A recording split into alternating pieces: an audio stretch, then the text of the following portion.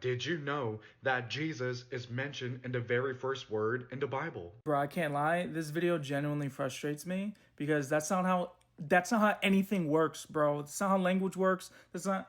You know what? I'm gonna show you what he's doing and show you why it doesn't work. Okay? Did you know that the word illogical actually has a story of Jesus and our salvation in it? All right, guys, let's break it down. Okay, so we first have I, which means me, you, or us, right? Right next to that, we have ill, which is like illness or sickness, and sickness leads to death. What else leads to death? Sin. If we take a closer look, what's connecting it? This is all bridged together. It's all telling one story. We have log, right? Log relates to wood, tree, which is a cross, and also relating to a carpenter.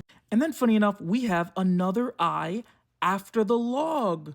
Don't worry, I'll get into that in a second because it's crazy. And then on the end, we actually have cal, which I know a lot of people might not be familiar with, but that can relate to calorie or calculate. Calories are burned. When you burn, you have energy. When you have energy, you have life. And calculate, that relates to Jesus saying to count the cost, which is discipleship. Bro, this gets even deeper. This gets even deeper. And right here we have logi, right? Now, a lot of people might not think this is a word, but it relates to a flame in Norse or to shine in Latin. And it can also be referring to a Jewish high priest and the breastplate that they wore. And what does the breastplate relate to? Righteousness. Who else is a high priest?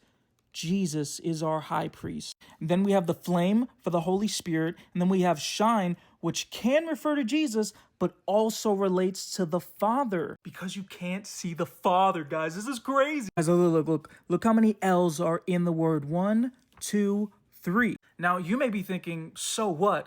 I'll show you. What word used throughout the Bible starts with L? Lord. And how many are there? 3. How many lords are there? 3, which is a trinity, the Father, Son, and Holy Spirit. But wait, it gets even crazier than that. So again, remember we talked about the I. So first we start off me, and then sickness and death, and then the log on the cross, and then I again. So I to I, it's showing the story of rebirth because illness is death. But after the sacrifice, there's new life. So put all together, this word actually means humanity's sickness, the sin which leads to death, was put on the cross by the carpenter who is the shining high priest, so that humanity would be reborn onto new life in righteousness by the Spirit. Guys, how crazy is God, man? Isn't it so amazing? Yo, follow me if you love this, guys. We're going to be talking about this all week. Do you see the problem now? Like, do you see the problem? Like, what's happening here? We know in English that's not how words work. That's not how words work in Hebrew either.